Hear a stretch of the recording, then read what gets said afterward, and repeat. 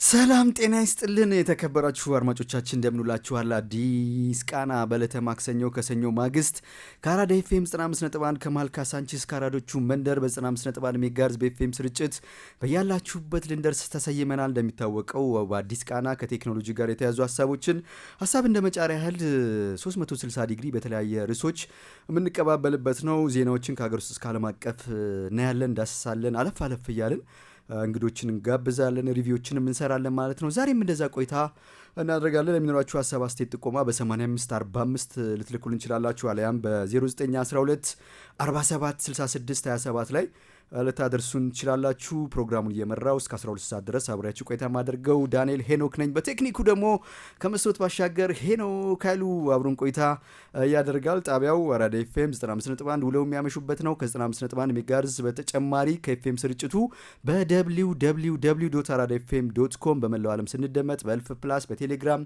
በዚኖና በሌሎችም የዲጂታል አማራጮችም ከተፍ እንላለን ማለት ነው። ዛሬ ደግሞ እንግዲህ ብቻዬን አይደለሁም። አይ ቲንክ ብዙዎቻችሁ ታውቁታላችሁ። የተለያዩ ስልጠናዎችን ከቴክኖሎጂ ጋር፣ ከስታርታፕ ጋር፣ ከጌም ቲንኪንግ ጋር እንዲሁም ከሌሎችም ጋር ሶፍት ስኪልን ጨምሮ በሌሎችም ርዕሶች የተለያዩ ቦታዎች ላይ የተገኘ ስልጠናዎችን የሚሰጥ ወጣት እንግዲህ ዳግማዊ በድሉ እዚህ ስቱዲዮ ድረስ ተገኝቷል። ከዚህ ውጭ ደግሞ በተጨማሪነት ከኢትዮጵያ ውጭም በአሜሪካ በጀርመንና በሌሎችም ሀገሮች ላይ የተለያዩ እንግዲህ ልምዶችን ያገኘ ነው። ዳግማዊ በድሉም ብዙዎቻችሁ ታውቁታላችሁ ብዬ አስባለሁ። ዛሬ እዚህ ስቱዲዮ ድረስ ጋብዣዋለሁ። ዳጊ እንኳን ደህና መጣ።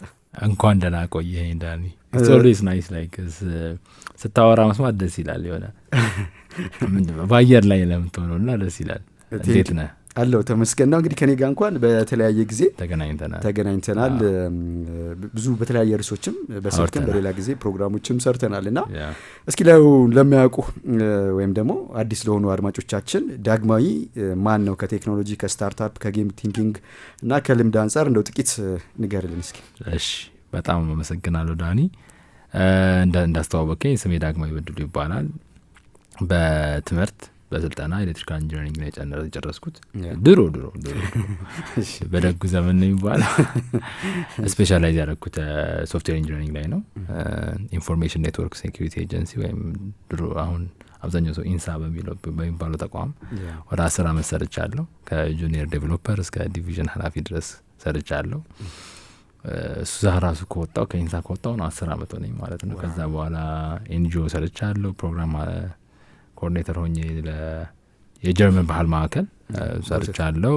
ስፔሻሊ አሁን ከጌም ቲንኪንግ ጋር ተያይዞ ላለፉት 10 ዓመታት ደግሞ ስታርታፕ ላይ የራሴን ቢዝነስ ከጓደኞቼ ጋር ሆኜ መስርቼ አሁን ፉዬ ገላ የሚባል ተቋም አለን።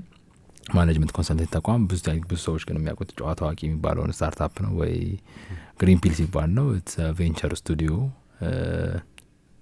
ካምፓኒን የሚሰራ ካምፓኒ እንደማለት ብለህ ማሰብ ትችላለህ። እሱን እየሰራን ያለ ነው አሁን ያለሁበት ደረጃ። በፐርሰናል ላይፍ አይ ቲንክ እስካሁን ያው እንዳንተ ሆነኝ ቴክኖሎጂ ወዳጅ ነኝ። የምወዳቸው ቤተሰቦች አሉኝ። ከጓደኞቼ ጋር ብዙ ጊዜ ማጠፋው ጌም ቲንኪንግ አካባቢ ነው እና ኮንሰልተንሲ፣ ኮቺንግ፣ ስታርታፕስ ከኢንተርፕረነሮች ጋር ብዙ ጊዜ ማጠፋው።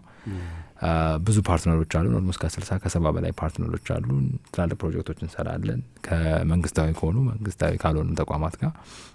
አሁን ደግሞ አስፍተን አይ ቲንክ 5ኛ ዓመታችንን እያከበርን ነው። አሁን አፕሪል 5 ከ4 ቀን በኋላ 5ኛ ዓመታችንን እናከብራለን። የጨዋታ አዋቂን ደግሞ 10ኛ ዓመት እናከብራለን ማለት ነው። ያን ይመስላል ከሞላ ጎደል። ሌላ ሜቢ እንደ አይ ላቭ ላይክ ኮቺንግ፣ ሜንቶሪንግ ትሬኒንግ መስጠት በጣም ወደው ነገር ነው። የአጃይል የአፍሪካ ጀርመን ያንግ ቢዝነስ ሊደርስ ፌሎ ነኝ እና እርሱ ደግሞ በአሜሪካ ኤምባሲ ወይም በአሜሪካ የማንዴላ ዋሽንግተን ፌሎ የ2023 ፌሎ ሆኜ ኦስትን ቴክሳስ ቢዝነስ ላይ እና ኢንተርፕረነርሺፕ ላይ የመቆዛ ቆይቶ ስልጠና መውሰድ እድል አግኝቻለሁ። ይሄን ይመስላል። በጣም ጥሩ ነው። ያው ብዙ ነው ብናወራው፣ ግን ያው እንደ መግቢያ ያህል ዳግማዊ በድሉ ማን ነው ለሚሉ ወይም ደግሞ ለሚያውቁ አድማጮቻችን እንደ መግቢያ ያህል ነው። ቅድም እንዳልኩ አሜሪካ ኤምባሲን ጨምሮ ሌሎች ቦታዎች ላይ የሚዘጋጁ ፕሮግራሞች ላይ ብዙ ጊዜ ጋብዘዋልና ምንድነው የምትሰጠው ትሬኒንግ? አብዛኛው እኛ ምንሰራ እንዳልኩ ነው። ብከፋፍለው ብትለኝ በ3 ብከፍለው አንደኛው ኢንተርፕሪነርሽፕ ነው። ኢትዮጵያ ውስጥ አሁን እንደ ፋሽን ሆኖ የመጣ ነው። እንዳልኩት በመንግስትም ደረጃ እንደ አገሪቷን ከችግር ያወጣል ተብሎ እንደ ስትራቴጂ የተቀመጠው አሁን የኢቨን ዲጂታል ኢትዮጵያ 2013ም ካነበብከው አሁን በቅርቡ ደግሞ የስታርታፕ አክቱም ወጥቷል። ኢትዮጵያን ወደ መጻዊዋ ኢትዮጵያ ያሳልፋታል ተብሎ የሚታሰበው ስራ ፈጠራ ድሮ ይባል ነበር። አሁን ደግሞ ችግር ፈቺ የሆኑ ሰዎችን የማብቃት ወደ ገበያ ደርሰው ደግሞ የሰዎችን ችግር እንዲፈቱ የማድረግ። ስለዚህ ኢንተርፕሪነርሽፕ አንደኛው ብዙ ጊዜ የምገኝበት ቦታ ነው። ከኢንተርፕሪነሮች ጋር ስልጠና ከመስጠት አንጻር፣ ለኢንተርፕሪነሮች የሚዘጋጁ ፕሮግራሞችን ከመምራት አንጻር ብዙ ጊዜ አልጠፋም እዛ። ሁለተኛው ቴክኖሎጂ ነው። ቴክኖሎጂ አመጣጤም አሁን ደግሞ ኦልሞስት የኤአይ ዘመንም እየመጣ ከቴክኖሎጂ መራቅ የማይቻልበት ደረጃ ላይ ተደርሷል። እሱ እንዴት ነው ከማህበረሰባችን ጋር ማሳረቅ የሚችለው የሚለው እሳቤ ላይ ብዙ ጊዜ ሳወራም ከጓደኞቼ ከባልደረቦቼ ጋር ስንከራከር ታገኛለህ ብዙ ቦታዎች ላይ እንደዚህ አይነት ፕሮግራሞች ላይም በሱ ነው የምንገኘው።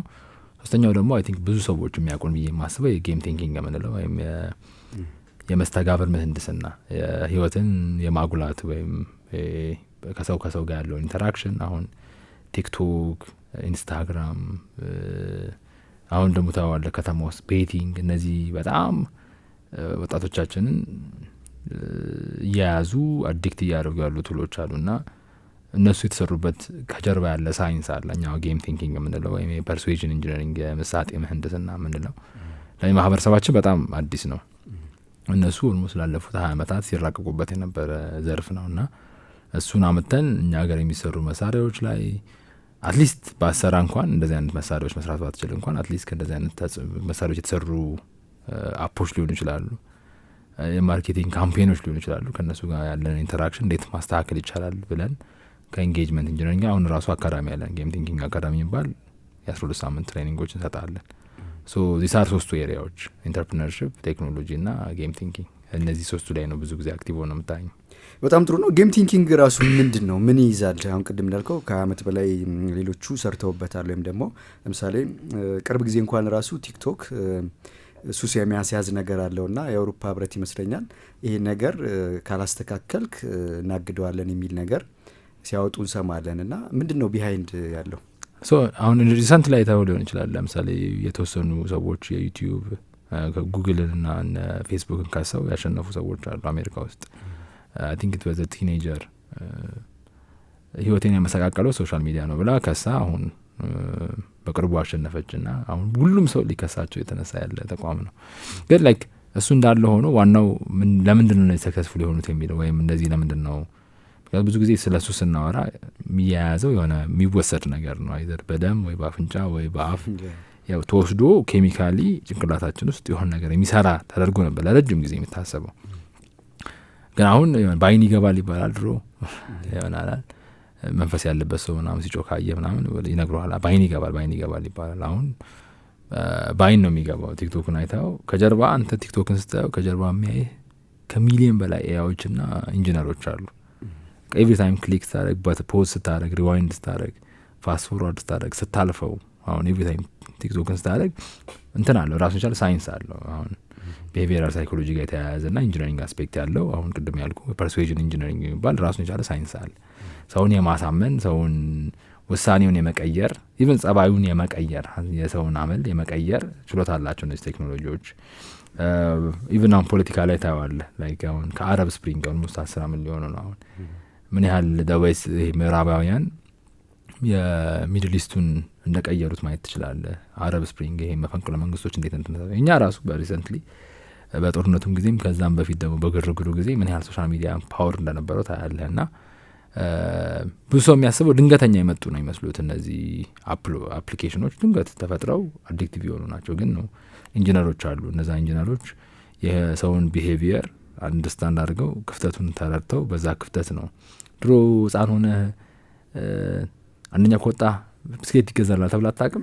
አሁን ቀላል ትመስላለች አይደል? እሱ የራሱ የፕሮግራሚንግ ጭንቅላትን ፕሮግራም የማድረግ እንትን አለ። አሁን ኢንሴንቲቫይዝድ የማድረግ አሁን መንግስት ጋር ብትሄድ መንግስት መስሪያ ቤቶች ብትሄድ በአበል የሚንቀሳቀሱበት አበል ካልሰጠን አንሰራ የሚሉት እንደ ቀልድ ይመስላል። ግን እነዚህ ሰዎች ከሰዎች ጋር ሲገናኙ ስናወራ የምንሰጣቸው ፕሮሚሶች፣ ቃል የምንገባቸው እርስ በርስ ስናወራ የምንተላለፋቸው እነዚህ የምናስተላልፋቸው መረጃዎች ጭንቅላታችን አክቹዋሊ ሪዋይር ያደርጋሉ።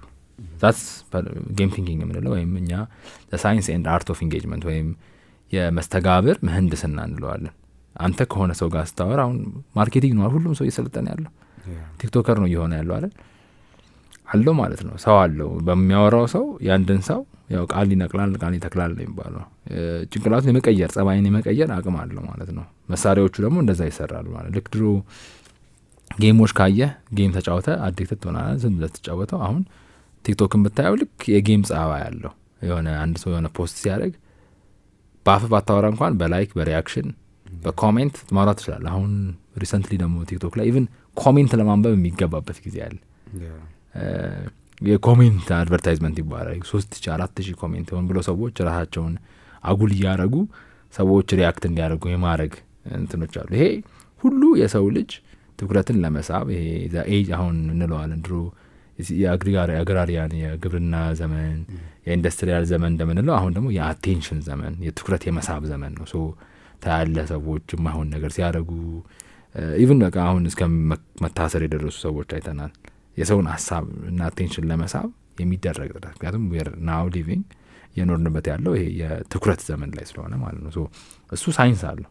ጌም ቲንኪንግ ማለት እነዚህ በሁለት ሰዎች መካከል ሊሆን ይችላል ወይም ሁለት ኤጀንት ነው የምንላቸው በሁለት ሰው ከማሽን ጋር ሊሆን ይችላል፣ ማሽን ከማሽን ጋር ሊሆን ይችላል፣ ሲስተም ከሰው ጋር ሰው ሲስተም ከሲስተም ጋር ሊሆን። ለምሳሌ አሁን ጌም ቲዮሪ ሲባል ሰምተህ ከሆነ አሁን ኢራንና አሜሪካ የተዋጉ ነው አይደል? ከጀርባው there is a huge simulation አለ ማለት ዝም ብሎ አይደለም የሚዋጉት። ቁጭ አድርገው የነዛ ምን አላቸው እኛ ምን አለን ተብለው ጌም መስል ያሸዋ ገበታ አድሮ ይባላል። ቁጭ ብለው እንደዚህ ብናረጋቸው እነሱ ምን ያደርጋሉ ተብሎ የሆነ ትራምፕ ወጥቶ ሶሻል ሚዲያ ላይ ተታረቀን ሲል ታየዋለህ ምን ያህል ኢኮኖሚው እንደሚናጋ ምን ያህል እንደሚቀያየር። ሶ ኢትስ የኢንጌጅመንት የመስተጋብር ህይወት ነው እየኖርን ያለ ነው። ሰው ማለት በየቀኑ ከሆነ ዙሪያው ካሉት ኢንቫይሮንመንቱ ላይ ካሉት ሰዎች ጋር ስርዓቶች ጋር እና ቁሶች ጋር የመስተጋብር እየፈጠረ የሚኖር ፍጡር ነው እና እሱን መረዳት ኦልሞስት የታንሎክስ የህይወትን ቁልፍ እንደማለት ነው። የተሻለ መስተጋብር አሁን ፐብሊክ ስፒኪንግ ኮሚኒኬሽን ስኪል ምናምን ላቸው እንጂ ራሱ የመስተጋብር ምህንድስና ንዑስ አካላቶች ናቸው። ሶ በጣም ትልቅ ሳይንስ ነው። አሁን እኛ ጌም ቲንኪንግ ስንል ወደ 5 ካታጎሪዎች አሉት። 5+1 ነው የምንለው። የሚቀለው የምንጀምረው ሉዊስ ጌም ከምንለው ይሄ ኢንተርቴንመንት ጌም ፋን የምንላቸው ማሪዮ ሊሆን ይችላል፣ አንግሪ በርድ ተጫወተ ሊሆን ይችላል፣ ካንዲ ክረሽ ተጫወተ ሊሆን ይችላል። እነዚህ ጌምስ ፎር ኢንተርቴንመንት ናቸው፣ ለተዝናኖት የሚሰሩ ጌሞች ናቸው። እነዚህ ከ5ቱ አንድ ናት። ከዛ ደግሞ ጌሚፊኬሽን ሲባል ሰምተህ ሊሆን ይችላል። ጌሚፊኬሽን ማለት ይሄ ጌሞችን አዲክት የሚያደርገውን ባህሪያቸውን ወስደ ሪል ወርልድ ላይ ስትገብረው፣ ለምሳሌ አንዳንድ መስሪያ ቤት ስትገባ ግድግዳ ላይ የሳምንቱ ምርጥ ሰራተኛ ምናምን ተለጥፎ አይታጣቅም ወይም ምግብ ቤት ስትሄድ የወሩ ምርጥ ሰራተኛ እነዚህ ዋቱ ተለጥፈ ታውቃለህ አይደለ? ኤግዛክትሊ ዳስ ጌሚፊኬሽን። የጌምን አላም ይሄ ኢንሴንቲቭን ሽልማቶችንና ቅጣቶችን በመጠቀም የሰዎችን ጸባያቸው እንዲያስተካክሉ ልክ እንዳልኩ ነው። ልጆችን መቅጣት ለምሳሌ ድሮ በበርበሬ ማጠን በመግረፍ ና የሚባል ነገር አለ። አሁን ደግሞ ዎል ታይም ተብሎ ግድግዳ ዙሪያ ቆም። እነዚህ መቅጣቶች በመበኛ በማስመሪያ ተገርፈናል። እነዚህ የኢንሴንቲቭ አካላቶች ናቸው። እነዚህን ተጠቅሞ የሰውን ጸባይ ባህሪ መቀየር ይቻላል። ሶ ዛትስ ጌሚፊኬሽን የምንለው ነው። ሌላ ሲሙሌሽን ደግሞ የምንለው አለ። ሲሙሌሽን ማለት ለምሳሌ አሁን ፓይለት ለመሆን ዝም ብሎ ሄዶ አያበርም ማለት የሆነ አውሮፕላን የሚመስል ኮምፒውተር ውስጥ ይገባና ይነዳል። አርቲፊሻል የሆነ አሁን ሳይንስ ሙዚየም ብትሄዱ ታዩታላችሁ። ዳትስ ሲሙሌተር ሚኒንግ ሪል ወርልድን በቀላሉ ሴፍ በሆነ ኤንቫይሮንመንት ላይ እንድትለማመዱ ያደረግህና ሶ ዛት ሪል ወርልድ ላይ ሄደህ ስታገኘው እንዲቀልህ ማድረግ። ለምሳሌ ሰው ፊት ቆሞ ማውራትን ለብቻው ከጓደኞች ጋር ተሰባስበን እነሱ ጋር ታወራና ሲሙሌት ያደርጉልሃል። ሶ ሲሙሌሽን አሁን ምንሰራቸዋለሁ። አሁን የቢዝነስ ሲሙሌተርስ እየሰራን ነው እኛ። ለምሳሌ ምንሰራቸው አንደኛው ምንሰራበት ኤሪያ የወርክ ሲሙሌተሮች አሉ። አንድ ሰራተኛ ሲቀጠር ዝም ብሎ ከመስራቱ በፊት የኛ ሲሙሌሽን ጌሞች አሉ። እዛ ጋ ገባና እንደ ሰራተኛ አክት ያደርጋል። ህግ መጣስ ትችላለህ ምናምን ስትሰው የሚፈጠረውን ነገር ታየዋለህ። ስለዚህ አሃ ትልና ሪል ወርልድ ላይ አፕላይ አታደርገው። ሶ ይሄ ደግሞ ሲሙሌሽን የምንለው ራሱን የቻለ ዘርፍ አለው። ከዛ አራተኛው ሲሪየስ ጌም ምንለው አለ። ሲሪየስ ጌም ደግሞ ምንለው ትላልቅ ቶፒኮችን አሁን ለምሳሌ እየሰራን ያለ ነው ፒስ ላይ የምንሰራው አንድ ጌም አለ። ጦርነትን በጌም ማስተማር ትችላለህ። እዚህ ሳር ላይ ስለ ሰላም አስፈላጊነት፣ ስለ ጾታዊ ጥቃት አሁን በቅርቡ ይወጣል ሙቀጫ የሚባል ስቱዲዮ አለ ሎሚ የሚባል ጌም ይዞ የወጣው ስለ ጾታዊ ጥቃት፣ ስለ ፌሚኒዝም፣ ስለ ጀንደር ኢኳሊቲ የሚያወራ ጌም ነው። ስለዚህ ጌም ውስጥ ተጫወተው ስለ እነዚህ ቶፒኮች ትረዳለህ ማለት ነው። ጾታዊ ጥቃት ምን እንደሆነ አንተ ላይ ደርሶብህ ታየዋለህ በቀላሉ ማለት ነው። ሶ ይሄ አራተኛው አምጪ። አምስተኛው ፕሌይፉል ዲዛይን ነው። ፕሌይፉል ዲዛይን ደግሞ የምንለው አይስ ብሬከር ለምሳሌ ወርክሾፕ ላይ ገብተህ አይስ ብሬከር ሲሰራ አይታጣቅም ተነሱና እስኪ አንዴ እነሱ በዲዛይን ይሰራሉ። ወርክሾፑን የተሻለ ማድረግ ይቻላል። ገባህ ለባለ ኦር ኢቨን እኛ አሁን አዲስ ይመስለናል። እኛ ግን አባቶቻችን አያቶቻችን ለረጅም ጊዜ ሲያደርጉት ቆይታል። መንፈሳዊ ቦታዎች ስትሄድ ለምሳሌ አሁን ቤተክርስቲያን ክርስቲያን ነኝ እኔ ትሳለማለህ አይደል? ሰሞን ከማፑዝ መሳለም ምልክቷን ራሱ የሆነ ሰው ነው የፈጠረው። መጾም፣ መስገድ፣ እነዚህ ጥምቀት የሆኑ ሰዎች የሆነ ጊዜ ላይ እምነቱን ለማጠንከር የፈጠሯቸው ሪቹዋሎች ናቸው። ስለዚህ ራሱ ዲዛይን ይደረጋሉ ማለት ነው። 5+1 ያልኩት የመጨረሻው ጌም ቲዮሪ ነው። ጌም ቲዮሪ ሲሆን ይሄ ሁሉ መስተጋብር ደግሞ በእኔና ባንተ መካከል ያለው ለምሳሌ በማቴማቲካል ኢኩዌሽን ማስቀመጥ እንችላለን። አሁን ፕሪዝነር ዳይላማ ኦር ናሽ ኢኩሊብሪየም ምናምን ሲባል ሰምተህ ከሆነ ኢትዮጵያ ከሌሎች ሀገሮች ጋር ወዳጅነት ስትፈጥርም ስትጣላም በጌም ቲዮሪ መጠቀም እንችላለን። ማለት በማትስ ካልኩሌት አድርገ ነው እንዋጋ ማለት እንችላለን። እንተባበር አንተባበር። ምክንያቱም ወገንተኝነት አለ አይደል ዓለም ላይ ይሄ ኤክስን እንገላገል ወይስ ዋይን? አንተ ራሱ ሁለት ጓደኞች ቢኖር የማይዋደዱ ምረጥ ቢሉ ማን ነው የምትመርጠው? ቤዝድ ኦን ዋት? እሱ በማትስ ራሱ ማቴማቲካል ኢኩዌሽኖች አሉት። እሱን ደግሞ የሚያጠናው ጌም ቲዮሪ ስለዚህ በጣም ትልቅ ዘርፍ ነው። ዊር ጀስት ላይክ የሆነ ታቺንግ ዘ ሰርፌስ ገና እየጀመር ነው ያለ ነው። ግን ቤተር ሌት ዛን ኔቨር አይደል? ከመቅረት መዘገየት ይሻላል ነው የሚባለው አይደል? ስለዚህ አሁን ብንዘገይም አትሊስት ኦልሞስት አሁን 10 ዓመት ነው እየሰራንበት ያለ ነው። ብዙ ነገሮች ተለውጠዋል እኛ ራሱ በቆየንበት ጊዜ። አሁን ደግሞ እኛን የሚመስሉ ብዙ ሌሎች ካምፓኒዎችም እያፈራን ያለ ነው። አይ ሆፕ ኢትስ ናት ቱ ሌት አልረፈደብንም ብዬ አስባለሁ። ዛትስ ጌም ቲዮሪ ሳምና በጣም ጥሩ ነው። ያው እንግዲህ ሰፊ ነው እንዳልከው ስለ ጌም ብቻ ብዙ ነገሮች ከዚህም በላይ እንግዲህ ተነግረን ወይም ደግሞ ዲስከስ ወይም መወያየት እንችላለን። ግን እንደው ቅድም ካነሳው አንጻር ለግብርና ዘርፍ ወይም ከገበሬዎች ጋር ጌሚን ወይም ደግሞ ጌሚንግን አስገብተናል አንድ ጊዜ ስትል ሰምቻለሁ። እና እንዴት ነው ምንድነው ጥቅሙ? ሁሉም ጌም መጥፎ ላይሆን ይችላል። ከዛ በተጨማሪ ደግሞ በትምህርትም አይ ቲንክ ኤሌመንተሪ ላይ የተጫወቱ እንዲማሩ የማድረግ ነገሮችም እኛ ሀገርም ጨምሮ ተጀምሯል። እና እንደው እስኪ እሱንም እንደው ጠቅለል አድርገህ ነገር በጣም ኢንተረስቲንግ ጥያቄ ነው ያነሳው። ምክንያቱም ሰው ጨዋታ ሲባል ድሮ ሚራሱ ይባላል። አሁን ቲቪ ላይ ታያለህ ህጻናቶች ቀርቡና ጊዜያችሁን በጨዋታ ታጥፉ ነው የሚባለው። ጨዋታ የሚታሰበው ልክ እንደ ዌስት ኦፍ ታይም ጊዜ ማጥፊያ ወይም ጊዜን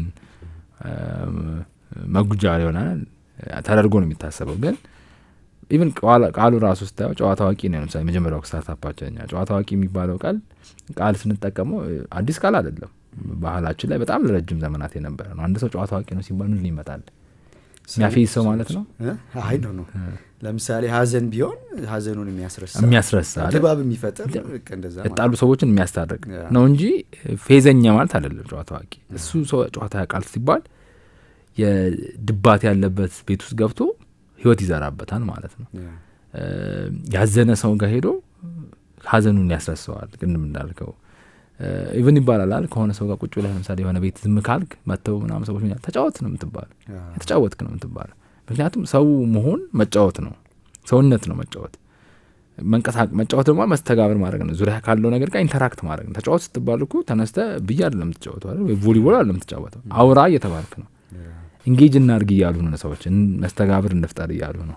ያ ነው ጨዋታ አዋቂ የሚለውን ቃል ያለውና ጨዋታ ሊያውም ብዙውን ከፈን ጋር አይደለም እያያዘው፣ ከመስተጋብር ጋር ነው የሚያያዘው። ትላልቅ ነገሮችን በጨዋታ ማስተላለፍ የምንችለው ነው። አስበዋል? አንድ ልጅ መናገር ማይችል ህጻን ልጅ የ3 ዓመት የ2 ዓመት የ3 ዓመት የ4 ዓመት ልጅ ትምህርት ቤት ስታስገባው ምንድን ነው የሚደረገው? ሀሁ ሂሃ እያሉ ነው የሚያዘምሩት አይደል? ያ ልጅ እንዲናገር የምታደርገው በጨዋታ ነው። እያዘፈንክ እያዘመርክ የሚገጣጠሙ ነገሮች የሰጠሃቸው አይደል? ልጅ ከወለድክ ታውቀዋል። ልጅን የምታስተምረው በመጫወቻ ነው። ምክንያቱም ሄደ ብታወራው የ1 ዓመት ልጅ ምንም ብትነግረው አይገባውም። ገባላ አልበላም ቢለህ ምግብ ይጠቅማል ቫይታሚን ኤ ቫይታሚን ቢ አለው አትለውም። አውሮፕላን መጣ ፍንክፈት ያልክ ነው ታስተምር። ከዛ ግን 3ኛ 4ኛ ክፍል ስንገባ ይቀራል። አስተማሪ ኩስትር ያለ አስተማሪ ይመጣል ይገርፋል ይደበድባል። እሱም ራሱ ጌሚፊኬሽን ነው። ግን ከዛ ደግሞ በግራፉን ብታየው ከኤሌመንተሪ ወደ ዩኒቨርሲቲ ሲመጣ የአስተማሪም የተማሪም ሳቲስፋክሽን እየወደቀ ነው ይመጣ። ይሄ የሚያሳየው ከመጫወት እየራቅን ነው መምጣታችንን ነው። መናገር መስማት የማይችልን ልጅ መናገር መስማት ያደረገውን ቴክኒክ ትተነዋል ማለት ነው። ከሆነ ጊዜ በኋላ ሸምድዱ ፈተና ታልፋላችሁ ኤክስ ራይት እየተባሉ ነው ሰዎች ያደጉት። እሱ ነው አሁን ትምህርት ስርዓት ጋር መቀየር ይችላል። ኢቭን አሁን ያለው ትምህርት ስርዓት የሆነ ያህል ጌሚፋይድ ሆኗል። አልገባንም። ምክንያቱም ጌም ስትጫወት ምን አለው ፖይንት አለው አይደል? ከዛ ራንክ አለው አይደል? ትምህርት ጋር ብትሄድ እኮ ለዛ ነው ከ50 ከ100 ይታረምልሃል። ፖይንት አለው ራንክ አለው። ግን አፕዴት አላረገም። ጌሞች ሁሌ ከጌመሩ ጋር እያደጉ መምጣት አለባቸው። የ200 ዓመት የ300 ዓመት ጌም ነው እየተጫወትን ያለ ነው ኤጁኬሽን ተብሎ ምንም እንጫወተው ማለት ነው። አሁንም እንዳልኩ አዲስ አበባ መስተዳድር ለምሳሌ ጌም ቤዝ ለርኒንግ ወይም በጨዋታን መሰረት አድርጎ ማስተማር የሚለው ወጥቷል እንደ ፖሊሲ። አሁን የትግበራዊ ሊሆን ነው። እኛ ግን ኦልሬዲ ኦልሞስት ይሄን ስንሰራ 6-7 ዓመት አልፎ ነው። አሁን ከረንትሊ ራሱ አንድ ከሆላንድ ካለ ዩኒቨርሲቲና እዚህ ወደዚህ ሀገር ካሉ 2 ፒኤችዲያቸውን ከሚሰሩ ሰዎች ጋር የምንሰራው ትልቅ ፕሮጀክት አለ። ወደ 12 ትምህርት ቤቶች ላይ ኢምፕሊመንት እየተደረገ ያለው ይሄ ጤነኛ አመጋገብን ለልጆች በጨዋታ ማስተማር ነው። ወደ 4 ጌሞች ናቸው። ጉርሻ የሚባል ፕሮጀክት ነው። በየአይነቱ ገበታ፣ ድግስ የሚባሉ ጌሞች ተሰርተዋል። ካርድ ጌሞች ናቸው የሚያስቁ። በየቀኑ ለ25 ደቂቃ እናጫውታቸዋለን ልጆቹን ሄደን ማለት ነው። እና ታያቸዋል። ለ6 ወር ነው የሚሄደው። ከዛ ከ6 ወር በኋላ ሪሊ እነሱ ጸባያቸው ሲቀየር ያመጋገብ አሁን ጎረምሳ ሆነ ምንድነው ፓስቲ ፒዛ ምናምን ነው የሚወዳ። እነዚህ ነገሮች ለጤና ጥሩ አይደሉም። ቴክኒካሊ ለስላሳ ምናምን ነው ጠጣው። ለምንድን ነው እነዚህ ነገሮች መጠቀም የጀመርከው? በማርኬቲንግ ነው። እነዚህ ትላልቅ ተቋማቶች ኮንቲኒየስሊ በመረጃ ቦምባርድ እያደረጉ እነዚህ ነገሮች አሪፍ እንደሆኑ አሳምነው ነው። ስለዚህ እነሱ የተጠቀሙት መሳሪያ ተጠቅመህ ደግሞ አክቹዋሊ ጤነኛ የሆነ ላይፍ ስታይል እንዲኖሩ ልጆች ማድረግ እንችላለን። ስለዚህ አሁን እሱን ፕሮጀክት እየሰራ ነው። በጣም ሰክሰስፉል ፕሮጀክት ነው። ለምሳሌ ኦልሬዲ አሁን ለውጡን እያየንበት ያለው ፕሮጀክት ነው። ከገበሬዎች ጋር ያልከዋል። አሁን እኛ ጋር ኦልሞስት የኤክስቴንሽን ሰርቪስ ተብሎ የኤክስቴንሽን ሰርቪስ ከ50 ዓመት በላይ ነው ያለው።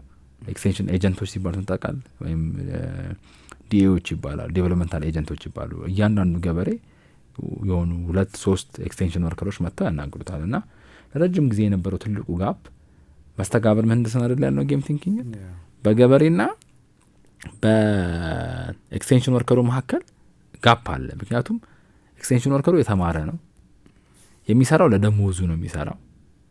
በዚህ በኩልም ገበሬው ብዙ ጊዜ አልተማረም። የሚሰራው ለምንድን ነው? ለደሞዝ አይደለም የሚሰራው። ለሱ መሬቱ አሁን የአንድ ገበሬ ለምትጠይቀው መሬቱ ደሞዝ አይደለም፣ ሃይማኖቱ ነው፣ ህይወቱ ነው፣ ምግቡ ነው፣ ሁሉም ነገሩ ነው፣ አገሩ ነው፣ ማንነቱ ነው፣ ይሄ ሁሉ ነው። ስለዚህ አንድ ኤክስቴንሽን ወርከር ከተማ ያስተማርከው መጥቶ ይሄን ዝራ ይሄን አትዝራ ሲለው ለአንተ ደሞዝ ነው፣ ለእኔ ግን ህይወቴ ነው ነው የሚለው። በሁለቱ መካከል የቋንቋ ልዩነት አለው ማለት ነው። አንድ ቋንቋ አማርኛም ኦሮምኛም ቢያወሩ ግን ስለ መሬቱ ያላቸው አንደርስታንዲንግ የተለያየ ነው።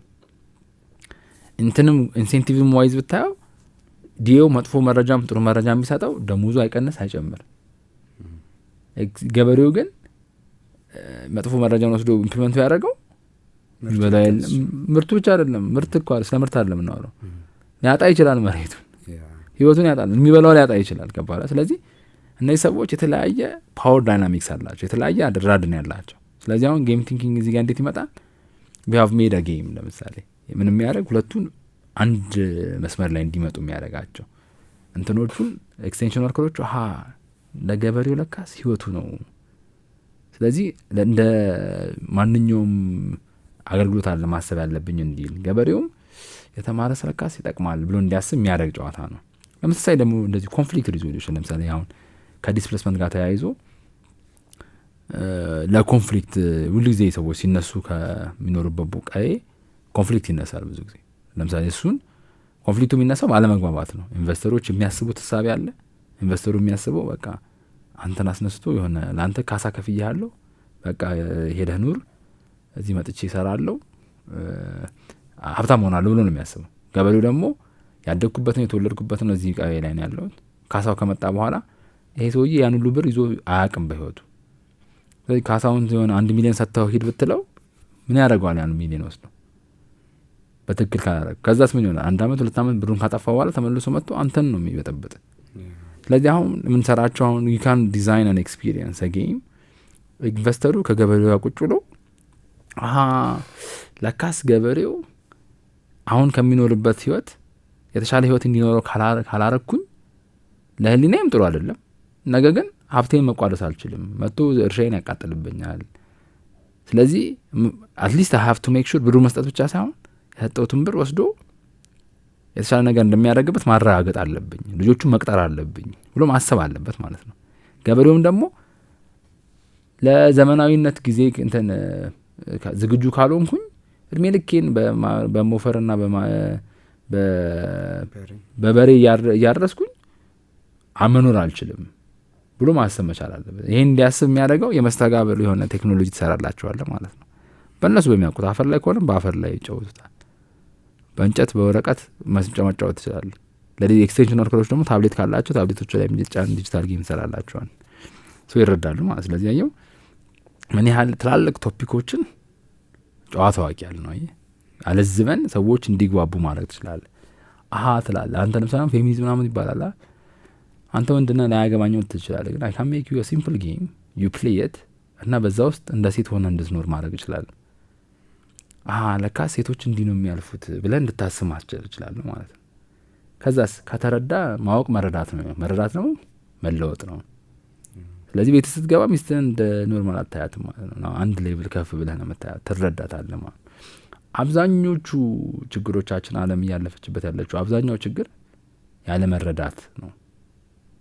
ስለማንረዳ አሁንም ያሉ ጦርነቶች አብዛኞቹ አንደኛው በአንደኛው ቦታ ራሱን ከቶ አለማየቱ ነው።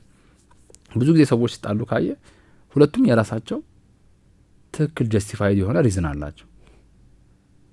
ማውራት ካልፈለጉና ማውራት ካልቻሉ ግን ስለሚበስ ያንን ግድግዳ የምታፈርስበት መሳሪያ ነው ማለት ነው። ስለዚህ ማያቅን ልጅ የምታስተምርበት፣ ገበሬን የምታዘምንበት፣ ኢቨን ሱስ የገባን ሰው ከሱስ የምታወጣበት ገባል። አሁን ቱሪዝም አዲስ አበባ እየተለወጠች ነው አይደል? ስቲል ግን ውጭ ያለው ፈረንጅ አያቅም። እንዴት ታሳውቀዋል? ለዛ ሆኖ ሳይመጣ እዚህ ጋሜ ጌም ሰባውት ገባላ ባለ። ስለዚህ ብዙ አፕሊኬሽን አለው። ከዛም ነው እንዳልኩ ነው ከማጋ ኢትዮጵያ ትወዳጅ ከምዕራባውያን ከምስራቃውያን ከየትኛው ጎረቤቷ ጋር ይሄ ራሱ የራሱ መስተጋብር ምህንድስና ፍልስፍና ያስፈልገዋል ማለት ነው። እዚህኛው ሁሉ አድሬስ መደረግ ይችላሉ በዚህ ሴክተር በዚህ ዘርፍ። በጣም ጥሩ ነው። እንግዲህ ስለ ጌም በጣም ሰፊ ነው፣ ግን እንደው ወደ ቀጣዩ ቶፒክ ከማለፋችን በፊት ያው ባለን ሰዓት ቅድም ስለ ጌም ስናነሳ እንግዲህ ጌም ምንድነው፣ ከዛ በኋላ ደግሞ ምን ጉዳቶች አሉት፣ አሁን ደግሞ ምን ጥቅሞች አሉት የሚለውን ከብዙ በጥቂቱ ለማየት ሞከርና ጌም ሲነሳ ኢስፖርት አሁን ዓለም ላይ ታዋቂ ይሆናልና በቅርቡም ኢትዮጵያን ወክለው የተሳተፉበት አለ እያልከኝ ነበርና ስለ ኢስፖርት ትንሽ ነገር በለንና ከዛ ስለ ስታርታፕ ብናነሳ ሰዓታችን በጣም ይደርስ። ኢስፖርት ኤሌክትሮኒክ ስፖርት ነው የሚባለው። እኛ ለምሳሌ አሁን በኢትዮጵያ ጌምስ አሶሲዬሽን አለን በጣም ብዙ እየተሰራበት ያለው ነው። እንደ ራሱን ችሎ እንደ ለወጣቱ ስራ እንደሚፈጥር ዘርፍ አድርገን ነው እያየን ያለ ነው፣ እየሰራንበትም ያለ ነው ማለት ነው። አሁን ከተማ ውስጥ ከዚህ በፊታዎች የሰምተኝ ሊሆን ይችላል። አዲስ አበባ ውስጥ ብቻ ለምሳሌ ከ3000 በላይ ጌም ዞን አለ። አስበዋል? ኦልሞስት ብታየው በየኮርነሩ ላይ አይጠፋም። ፑል ቤት የሚል ፑል ቤት፣ ፕሌይስቴሽን ቤት ታያለ። ብዙ ማህበረሰቡ ለዚህ ቤት ያለው እይታ ምን ይመስላል? ጥሩ አይደለም። የዱርዬ ፑል ቤት ሄደ ተበላሸ ነው የሚባለው፣ የዱርዬ ጨዋታ ነው የሚባለው። እና የሚገርምህ ማለት ነው አሁን በኢንተርኔት በግሎባል ሬልሙ ብታየው ማለት ነው አሁን ኤሌክትሮኒክ ስፖርት ፕሌይስቴሽን የሚጫወቱ ሰዎች ለምሳሌ እስ ላይ እግር ኳስ እንደሚጫወት አሁን ልጅ እኔ ህጻን ሆነን እኔ እናንተ ኳስ እንጫወት ከታይ እንቆነጥጣለን። አሁን ልጆች ግን ካየህ ታኬታ ተገዝቶላቸው ማሊያ ተገዝቶላቸው ነው። ለምን ይመስላል? ብዙ አይወጡማ፣ ያው ቤት ነው አብዛኛው ነገር እና ትሪሊ አስበው ለምን ይመስላል? ምክንያቱም ድሮ በእኛን ጊዜ ኳስ ተጫዋች የሚጫወት ሰው ገንዘብ አያገኝም ነበር አይደል? አሁን ግን 300,000 400,000 ብር ተከፋይ ናቸው እነዚህ ልጆች። ስለዚህ ያው የሚያበላ ነው ማለት ነው። እንደ ፕሮፌሽን መታየት ይችላል። ልጅ ጤነኛ ሆኖ ተወራድሮ ሎካሊ ተወራድሮ 300,000 400,000 ብር የሚከፈለው ከሆነ በጣም ትልቅ ነገር ነው። ስለዚህ አየው ምን አለ ማለት ነው፣ ወደ ስራ መለወጥ የሚችል ሲሆን ወላጅም መፍቀድ ይጀምራል። አሁን ትልቁ ችግር ፑል ቤት ሰው የሚጠላበት ምክንያት ፑል ቤቶች ከሄድ ብዙ ጊዜ ቁማር ይኖራል። ለምንድነው ቁማር የሚኖረው ብለህ ብትጠይቅ አንድ ልጅ በጣም ጎበዝ ፑል ተጫዋች ከሆነ በኋላ ምን ያድርግ? ያንን ችሎታውን ከሌላ ሰው ጋር እያፎካከረ ነው ገንዘብ የሚያገኘው። ዩሲ ቁማሩ የተወለደው ከምንድን ነው? ችሎታውን ፕሩፍ ለማድረግ ከመፈለጉ ነው። ስራ ስላልተዘረጋለት ነው ማለት ነው። ፑል እኮ ኢንተርናሽናል የሆነ ስፖርት ነው። አስበዋል። ግን ኢፍ ዜር ዋዝ ፕላትፎርም እነዚህን ልጆች የምንሰበስብበት ከጌም ዞኖች ምርጥ ምርጦቹን በቲም ማዋቀር ብንችል አገራቸውን ወክለው አገር ውስጥም ኢንተርናሽናልም መወዳደር ቢችሉ ሁሉም ወላጅ ተሯሩጦ ነው ልጁን ይዞ ጌም ዞን የሚሄደው። ተሴም ወዝ አሁን ኤሌክትሮኒክ ስፖርት ጋር ስመጣም እንደዛው ነው። አሁን ፊፋ ብታየው ኤቭሪዌር ፊፋ ሰው ይጫወታል። ከምትገምቶ በላይ ነው። አሁን ፐብጂ የሚባል ሞባይል አለ። ፐብጂ ሞባይል የሚባል የሞባይል ጌም አለ። ብታያቸው የኢትዮጵያ ተጫዋቾች ይገርመዋል ምን ያህል ጎበዞች እንደሆኑ ማለት ነው። ግን አልዘረጋንላቸውም ስርዓቱን። እነዚህ ልጆች ተወዳድረው አገርን ወክለው ብዙ ብር ማግኘት የሚችሉ ቤተሰቦቻቸውንም ራሳቸውን መቻል የሚችሉበት እኛ ብቻ በአቅሜቲ ማለት ነው። ማለት ማንም ሳያግዘን ነው እንደ ኢትዮጵያን ጌምስ አሶሲዬሽን ማንም ሳያግዘን ላለፉት ኦልሞስት 3 አመታት ሞሮኮ ልከናል፣ 2 ራሻ ልከናል። አሁን ደግሞ የሴቶች ቡድን ቴክን የሚወዳደር ዩጋንዳ ልከን 3ኛ ሆነው መጥተዋል። ኢትስ ስፖርት ነው። ሊያውም አስበው ምን ያህል አሁን ከ5 ሚሊዮን በላይ ዳያስፖራ አለ ተብሎ ይታሰባል። አሁን ከኤስካፌ ከኢትዮጵያን ፌዴሬሽን አለ፣ የስፖርት ፌዴሬሽን አለ። ኢትዮጵያን ተወላጆች አሜሪካ ያሉ ወጣቶችና ኢትዮጵያ ውስጥ ያሉ ወጣቶች በጣም ተራርቀዋል፣ ተገናኝተው አያውቁም። አሁን ስፖርቱን ካመጣ ነው እንደምንም መጠቀም እንችላለን። እንደ ካልቸራል ብሪጅ መጠቀም እንችላለን። መገናኛ መሆን ይችላል። ምክንያቱም ስ ላይክ ዲጂታል ስፔሱ ስ ላይክ እንደ ፊዚካል ስፔስ ነው። አሁን ቁጭ ብለህ ለምሳሌ እዚህ አሁን ይሄ ይተላለፋል አይደለ? ሰዎች በኢንተርኔት ማየት ይችላሉ። አሜሪካ ሆኖ ላይቭ ይሰሙናል አይደል? እንደዛ ማድረግ ይችላል። ኢትዮጵያ ውስጥ ያለ ፊፋ የሚጫወት ፐብጂ የሚጫወት ቴክን የሚጫወት ሞርታል ኮምባት የሚጫወት ሊግ ኦፍ ሌጀንድ የሚጫወት ወጣት አሜሪካ ካለው ኢትዮጵያዊ ጋር መጫወት ይችላል። ሚኒንግ ካልቸራል ቦንድ መፍጠር እንችላለን። እነዚህ አብረው የሚጫወቱ ሰዎች አብረው መስራት ይጀምራሉ። እንጀራ ማምጣት ይጀምራል። ራሳቸው መቻል ይችላሉ። ሶ አሁን ትልቅ አግሬሲቭሊ እየሰራንበት ያለው ነው ስፖርት ላይ። በቅርቡ ራሱ ትላልቅ ቶርናመንቶች እናዘጋጃለን ሎካሊ ራሱ ማለት ነው። አዲስ ጌምስ ዊክ ብለን ትልቅ በየአመቱ ራን የሚያደርግ ፌስቲቫል አለን። እንሸልማለን። በጣም ትላልቅ ኮሚኒቲ ማናጀሮች አሉ። እያንዳንዱ አሁን ፐብጂ ራሱን የቻለ ኮሚኒቲ አለው። እሱ ማኔጅ የሚያደርጉ በጣም ወጣቶች የሚገርም አንተ የምትገምተው የሆነ ስራ የፈታ የወደቀ ምናምን ልጅ ነው ማስተርስ ምናምን ያላቸው ልጆች ኮሚኒቲ ማኔጅ ያደርጋሉ። የሚገርም የጌሚንግ ሴቶች አሉ። ለምሳሌ ቲክቶከሮች ስትሪም የሚያደርጉ በስትሪሚንግ የሚገኘውን ገንዘብ ብሰማ ስትሪሚንግ ማለት የተጫወቱ ዩቲዩብ ላይ የተጫወቱ ላይቭ ማሳየት ማለት ነው። የሚገኘው አይሾ ስፒድ መጥተውን ግርፍ ብለን ነው ወጣ ነው አይደለ? አይሾ ስፒድ እኮ ታዋቂ የሆነው በኢስፖርት ነው። ስትሪም እያደረገ ነው። ጌም የሚጫወተውን ስትሪም እያደረገ ነው ታዋቂ የሆነው። ናው ካን ኢማጂን ምን ያህል ወጣቶችን ማንቀሳቀስ እንደምንችል፣ ለምን ያህል ህይወት መቀየር እንደምንችል ማለት ነው። ሶ መንግስት ደግሞ ደገፍ ያደረገን ብዙ ስራ መስራት ይቻላል።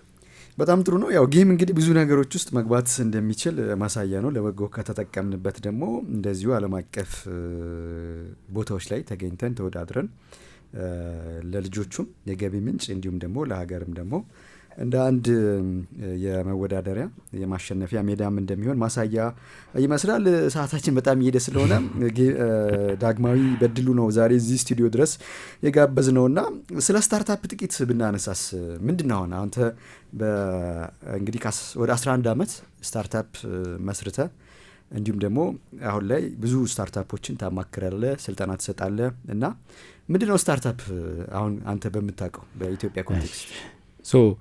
አሪፍ ጥያቄ ጠይቀው። ምክንያቱም ስጠይቅ አንተ በምታውቀው እና በኢትዮጵያ ኮንቴክስት ለጠይቃል። ምክንያቱም ብዙ ሰው ብዙ ነገር ነው የሚለው ስለ ስታርታፕ። ሜቢ እንደ መነሻ ሀሳብ ለመስጠት ያህል ቃሉ ራሱ እንደሚለው ስታርታፕ ነው፣ ጀማሪ መጀመር ከሚለው ጋር መነሻ እንደማለት መንደርደሪያ ነው። ብዙ አይነት ሳቢዎች አሉ። አሁን ስታርታፕ ስትለው አንዱ ሰው ተነስቶ ምን ይልሃል፣ ኤኒ ቢዝነስ የሚጀምር ሰው ስታርታፕ ጀመረ ማለት እንችላለን ነው። ስለዚህ ነገር ተነስተ ለምሳሌ ዳቦ ቤት ለመክፈት ብታስብ ገና ስትከፍተው ወይም የመጀመሪያው አመት ምናምን ስታርታፕ ነው ብሎ ሊያስብ የሚችል ሰው አለ። ያ ዴፊኔሽን አለ። ራይትና ሮንግ የምንለው ነገር አይደለም፣ ግን የሚያስማማንን ነው የምንፈልገው። ግን ቴክኒካሊ አሁን በግሎባል ሬልሙም አሁንም በስታርታፕ አክቱ ኢትዮጵያ አሁን ያወጣቸው ያጸደቀችዋል፣ በቅርቡ የስታርታፕ አክት ያጸደቀችዋል። እና ስታርታፕ የሚለው ቃል ብዙ ጊዜ ኢዝ አሶሲኤትድ ዊዝ ኢንተርፕረነር ከሚለው ቃል ነገር የሚያያዘው። ኢንተርፕረነር የሚለው ቃል ደግሞ መነሻው ኢንተርፕራይዝ የምንለው ነው። አሁን ኢንተርፕረነር ሲባል ምንድን ነው በአማርኛ? ብዙ ጊዜ ስራ ፈጣሪ ተብሎ ነው። ከዛም በላይ ነው የሚሉም ማለት ኤግዛክትሊ ስራ ፈጣሪ ነው። ለምን ስራ ፈጣሪ ነው ተባል ታውቃለህ? ኢትዮጵያ ኢንተርፕረነርሺፕ የሚለውን ኮንሴፕት ኢትዮጵያ ስትወስደው ስፔሻሊ የሚኒስትሪ ኦፍ ሌበር ያኔ የነበረው ወይም አሁን ሚኒስትሮቹ ኢትዮጵያ መንግስት ይሄን ሀሳብ ወደ ኢትዮጵያ ያመጣበት ዋነኛው ሪዝን ኢትዮጵያ ውስጥ ያለው ስራ አጥነት በጣም እየሰፋ በመምጣቱ፣ ወጣቶች ቁጥር በጣም እየበዛ በመምጣቱ ኦኬ ከዛ መንግስት ቀጥሮ እንደማይችል ኢትዮጵያ ደግሞ የፕራይቬት ኢንዱስትሪ በጣም ቀጫጫና አቅም እንደሌለው ስላወቀ ሲያስበው አያዋጣም፣ በዚህ መልኩ ከሄደ ይሄ ወጣት ስራ ማያገኝ ከሆነ ራሱን የማይችል ከሆነ ኢቨንቹዋሊ ወደ ኮንፍሊክት ወደ ግጭት እንደምንሄድ ያስታውቃል ኦልሬዲ ሲታሰብ። ስለዚህ መንግስት ምን የሚባል ስትራቴጂ ያመጣል? አሁን የስራ ፈጠራ ወይም ኢንተርፕረነርሺፕ የሚባለው ኮርስ ሆኖ ይሰጣል። አሁን በየሁሉም ቦታ በቲቪት ላይም ይሰጣል፣ በዩኒቨርሲቲዎችም ይሰጣል። ሀሳቡ ምንድን ነው? ወጣቱ ወጥቶ መቀጠር የማይችል ከሆነ በየአመቱ 2 ሚሊዮን እያስመረቅን እነዚህ ስራ የማያገኙ ከሆነ ነገ ተነስተው ሌላ ነገር ውስጥ እንዳይገቡ ለሀገሪቷም ስጋት እንዳይሆኑ ኦኬ አትሊስት መቀጠር ባይችሉ ራሳቸውን ይቻሉ ነው። ስለዚህ ስራ ፈጠራ የሚለው ሳቤ ከዛ ነው የመጣው። ስለዚህ ስራ ይፍጠሩ ነው። ስለዚህ ብትችል ዳኒ ስትመረቅ ባትቀጠር ይመከራል። ብትችል ራስህን ቻል፣ ስራ ፍጠርና ስንውስር ከቻልክ ደግሞ 1-5-6 ሰው ቀጥረህ አስተዳደር ነው። ያ ነው ለዛ ነው ወደ ኢትዮጵያ ኢምፖርት ሲደረግ ኢንተርፕረነርሺፕ ፍልስፍና ወደ ስራ ፈጠራ ተብሎ የመጣው ማለት ነው። ግን አክቹዋል ዴፊኒሽኑ ኢንተርፕረነርሺፕ ስንል ስራ መፍጠር ሳይሆን ችግር መፍታት ማለት ነው። ምክንያቱም ስራ የምትፈጥረው ችግር ስትፈታ ነው፣ ኖርማል የተያያዘ ነው። ስለዚህ ግን ችግር መፍታት የሚለው ትንሽ ተለቅ ይላል አይደለ? ሳይዙ ስራ መፍጠርንም ይጠቀልላል። ምክንያቱም ደግሞ ኢትዮጵያ ውስጥ መጣ ወይም ወደ 3ኛው ዓለሞች በጣም ብዙ ችግር ነው ያለን። ስለዚህ ብዙ የሚፈታ ችግር አለ ማለት ደግሞ ቢሃይንድ ኤቭሪ ፕሮብለም ዜር ኢዝ አን ኦፖርቹኒቲ ይባላል። ችግር ማለት ዋጋ ነው ብለን የምናስተምረው እኛ። ችግር አለ ማለት ከጀርባው ዋጋ አለ ማለት ነው። ያ ሰው ባለ ችግሩ ሰውዬ ችግሩን ብትፈታለት ለአንተ ሊከፍል የተዘጋጀው ካሳ አለ ማለት ነው። ለእሱን ሳቤ ነው አሁን እኛ የምናስተምረው እንትን የምንለው። ስለዚህ መጀመሪያ እሱ ነው ችግር መፍታት የሚለውን ነው። ግን ወደ ስታርታፕ ስመጣ ወደ ኢንተርፕራይዝ ስንመጣ ያገኘውን ችግር አይደለም። ለምሳሌ ዳቦ ቤት ስትከፍት ከዚህ በፊትም ዳቦ ቤት ነበር አይደለ? ስለ የተለመደ ነው። ሶ ዊ ኮል ዳት ቲፒካል ቢዝነስ እንለዋል፣ ወይም የተለምዷዊ ንግድ ነው የምንለው። ሚኒንግ ማርኬቱ እንዳለ ተዋውቋል፣ ተረጋግጧል። ስለዚህ አንተ ስትገባ ኮምፒውተር ሆነ የምትገባው እንደ ሰርቪስ እንደ ኳሊቲ እንደ ተወዳድረህ የተሻለ አገልግሎት መስጠት ከሆነ ትቆያለህ። ይሄ ግን አይደለም አሁን ኢትዮጵያ የሚያስፈልጋት የስራ ፈጣሪ። ስለዚህ ቲፒካል ቢዝነሶች ወይም የተለመዱ ንግዶችን አንቆጥራቸውም፣ እንደ ስታርታፕም እንደ ኢንተርፕራይዝም አንቆጥራቸውም። ኢንተርፕራይዝ የምንለው እስከዛሬ ያልተሞከረ ወይም ወጣ ባለ መልኩ ያለን ችግር በአዲስ መልኩ አይተህ አዲስ ማርኬት መፍጠር የምትችልበት ከሆነ ኢንተርፕራይዝ እንለዋለን። ምን አለው? የራሱ ሪስክ አለው ማለት ነው።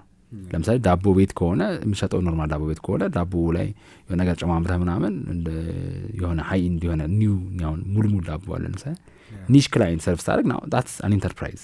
ወጣ ባለ ኢኖቬሽንን ተጠቅመሃል ማለት ነው። ስለዚህ ራይድ ሲመጣ ለምሳሌ መጀመሪያ አሁን ወደ ቢዝነስ እየተለወጠ ነው፣ ምክንያቱም ያበላል። መጀመሪያ ሲመጣ ግን ታክሲ አለ፣ ባስ አለ፣ ኮንትራት ታክሲዎች አሉ። ግን ሰው በስልኩ አዞ ያለበት ቦታ አንስቶት ሌላ ቦታ ወስዶ የሆነ መክፈል የሚችልበት የሚለው ወጣ ያለ ሀሳብ ነው። ውጭ ሀገር ተለምዶ ነበር፣ እኛ ሀገር ግን ወጣ ያለ ሀሳብ ነው። ስለዚህ አዲስ ማርኬት ነው የምትፈጥረው ማለት ነው። አዲስ ማርኬት ማለት አዲስ የገቢ ምንጭ ለብዙ ሰዎች ትፈጥራለህ ማለት ነው። አስበው ምን ያህል ሰው እንደሚያንቀሳቀስ። ራይድ ያኔ እንኳን የዛሬ 4 ዓመት 300 ሚሊዮን ብር ነው ግብር የከፈለችው። ምን ማለት ነው? ምን ያህል ሰው ሞቢላይዝ እንዳደረገ አስብ። ራይድ አሁን እንደ ገቢ ምንጭ ነው። ኖርማል ብዙ ኢንጂነር ጓደኞቻችን ራይድ ጀምረዋል። ዩሲ አዲስ ኢንዱስትሪ ፈጠሩ ማለት ነው። እነዚህ ሰዎች ለብዙ ሰዎች የስራ እድል ፈጠሩ። ኢንተርፕረነር ስንል እስከዛሬ ያልተፈታ ችግርን ወይም የተፈታ ችግርን በአዲስ መልኩ አይቶ በአዲስ መልኩ መፍታት የሚችል ሰው ማለት ነው ኢንተርፕረነር ማለት። ስታርታፕ ደግሞ ማለት ኢንተርፕረነር የሚጀምረው ኢንተርፕራይዝ ነው የሚጀምረው ኤርሊ ስቴጁ የመጀመሪያዎቹ አሁን በኢትዮጵያ 5 ዓመት ነው መጀመሪያዎቹ 2 እስከ 5 ዓመት የሆኑት እድሜው። ምክንያቱም ወጥተህ ሰውን ማሳመን አለበት። ችግሩን መፍታት ብቻ አይደለም፣ ችግሩን ፈተህ ሰውን ማሳመን አለበት። ከዛ ሰው አምኖ ሊከፍል ዝግጁ መሆን አለበት። ከከፈለ በኋላ ይሄን ሁሉ ማለፍ አለበት። ስለዚህ የምትንገጫገጭበት ስቴጅ አለ አይደል? እሱ ስቴጅ ነው ስታርታፕ የሚያስብልህ ማለት ነው። ኤርሊ ስቴጅ ኦፍ አን ኢንተርፕራይዝ ወይም የኢንተርፕራይዝ የመጀመሪያው ጊዜያት ማለት ነው። አሁን በኢትዮጵያ ስታርታፕ አክት ማለት ነው። ስለዚህ this is what a startup።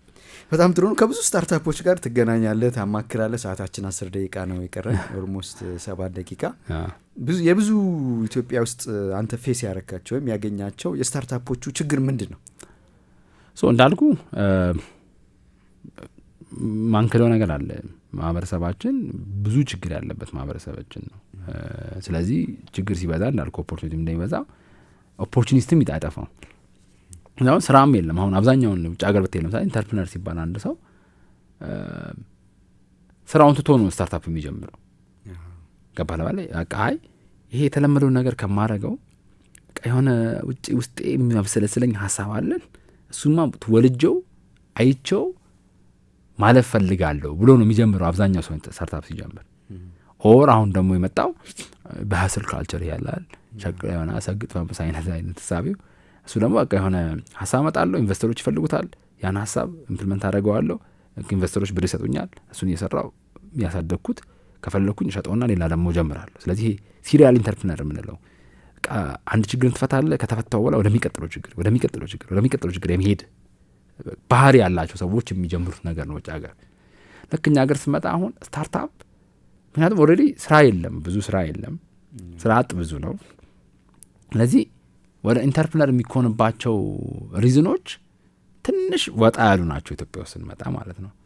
አብዛኛው ሰው ስራ ስለሌለው ስራ ለማግኘት ብሎ ስታርታፕ የሚጀምር ብዙ ሰው አለ። አብዛኛው ወጣት ሊያውም እንደዛ ነው። ስራ ስለሌለ ግን እዚህ ጋር የሆነ ዶነር አለ፣ የሆነች ሽልማት ምን ብር አለች ምናምን ስላለች የሆነች አይዲያ አምጥቼ ይችን አይዲያ ተወዳድሬባት ብር ካገኘሁባት እሷን እበላበታለሁ ብሎ ነው። የነጻ መውጫ መንገድ ነው።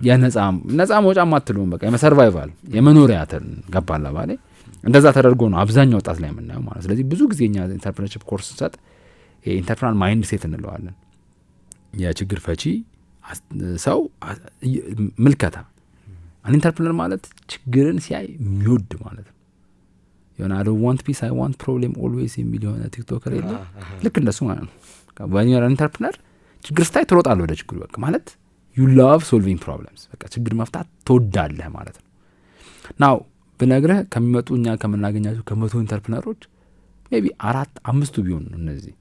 አብዛኞቹ ወይ እንዳልኩ ሀብታም ለመሆን ተብሎ የሆነ ኤሎን መስክ ምናምን ፖስተር ግድግዳቸው ላይ ለጠፉ ሀብታም ይኮናል ብለው በደንብ ያላብሰለሰሉ ሰዎች ይመጣሉ። ስራ አጠልተው በቃ ማለት እኔ ካለቃ ጋር ከመጨቃጨቅ የራሴ ነገር በጀምር ብለው ይመጡ አሉ።